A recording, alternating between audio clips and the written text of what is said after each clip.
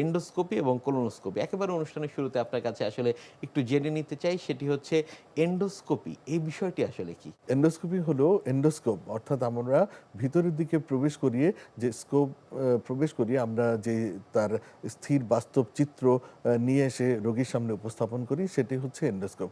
বাস্তবে আমরা যেটি করি, একটি স্কোপ অর্থাৎ লম্বা টিউবের মতো যন্ত্র আমরা মুখে প্রবেশ করিয়ে সেটি আগাতে যেটি থাকে সেখানে বাতাস দেওয়ার জায়গা থাকে, যেটি দিয়ে আমরা বাতাস দিয়ে ফুলাই, লাইট থাকে, লাইট দিয়ে দেখি এবং ক্যামেরা থাকে, ক্যামেরা দিয়ে ছবি তুলে নিয়ে এসে আমরা যদি কোনো সমস্যা থাকে, বিশেষ করে মুখগহ্বর, খাদ্যনালী, পাকস্থলী এবং ডিওড্রামের বিভিন্ন অংশে কোনো ঘা কিংবা আলসার, টিউমার, ক্যান্সার, পলিপ কিংবা কোনো ইরোশন কিংবা কোনো গ্যাস্ট্রাইটিস কিংবা যদি সেখানে অন্য রক্তপাতের কোনো কিছু থাকে, সেগুলো আমরা দেখি, সেগুলোর ছবি তুলি এবং তাৎক্ষণিকভাবে রোগীর সামনে উপস্থাপন করি।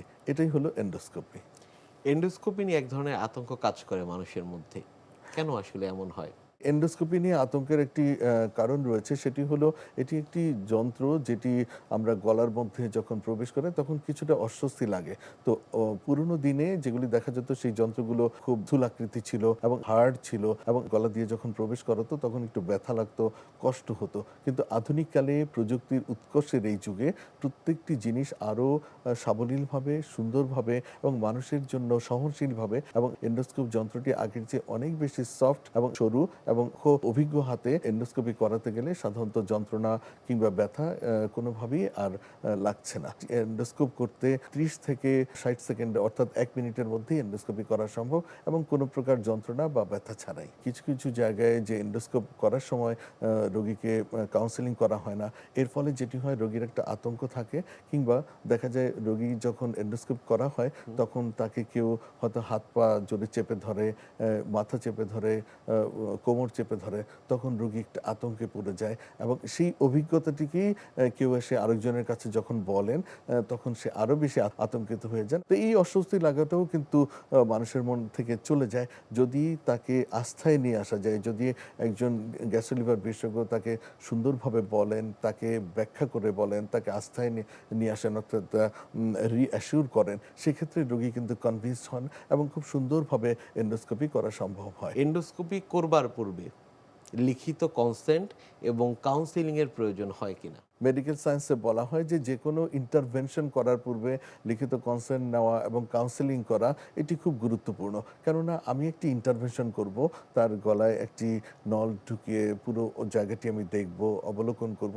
এখানে তিনি ভয় পেতে পারেন, তিনি অজ্ঞান হয়ে যেতে পারেন, অনেকে দুর্বল চিত্ত থাকেন, তারা এই ধরনের অবস্থা হতে পারে।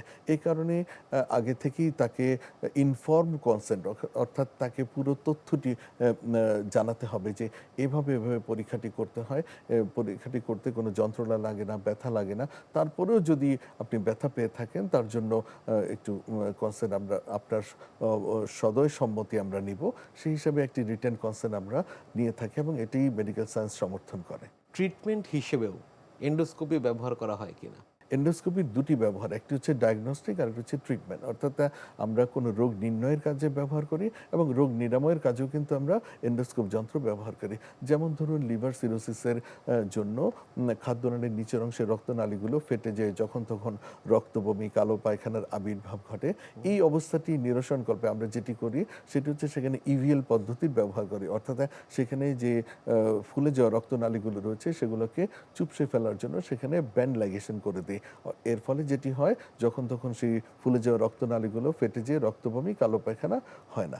এছাড়া দেখা যায় আমাদের পাকস্থলীর কোনো অংশে যদি কোনো আলসার হয়ে থাকে, সেখান থেকে যদি রক্ত ঝরতে থাকে, এর ফলে দেখা যায় রোগীর একেবারে মারাত্মক রক্ত স্বল্পতা, রক্ত শূন্যতা হয়ে মৃত্যু পর্যন্ত হয়ে যেতে পারে। সেক্ষেত্রে আমরা যেটি করি এন্ডোস্কোপ যন্ত্রের মাধ্যমে সেখানে আমরা হিমোক্লিপ অর্থাৎ ক্লিপিং করে সেই রক্তপাত তাৎক্ষণিক বন্ধ করে দিয়ে দিই কিংবা অ্যাড্রেনালিন ইনজেকশন দিয়ে নালীর রক্তপাত বন্ধ করে থাকি। এছাড়া আমরা যেটি করে থাকি সেটা হচ্ছে এগুলো হলো চিকিৎসা। এছাড়া ডায়াগনস্টিকের আরও কিছু কাজ করে থাকি। যদি সেখানে কোনো পলিপ থাকে, পলিপটা কেটে ফেলি। এটি একটি ভালো দিক, কেননা পলিপ রেখে দিলে পরে সেখান থেকে ক্যান্সার হওয়ার আবির্ভাব ঘটে।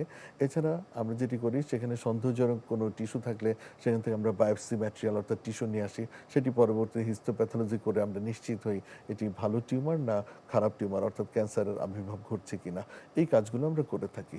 এছাড়া এন্ডোস্কোপ যন্ত্রের মাধ্যমে আরও একটি বিশেষ কাজ করি, বিশেষ করে খাদ্যনালী কোনো কারণে যদি চেপে গিয়ে থাকে, বিশেষ করে ক্যান্সারের জন্য, কিংবা স্ট্রিকচার হয়ে থাকে, বিশেষ করে কস্টিক ইরোসিভ কস্টিক, অনেকে দেখা যায় আত্মহত্যার প্রবণতাজনিত কারণে হারপিক খেয়ে ফেলেন, তখন খাদ্যনালী সরু হয়ে যায়, রোগী খেতে পারেন না। সেই সরু খাদ্যনালীটিকে প্রসারিত করার জন্য আমরা স্টেন্ট ব্যবহার করে থাকি।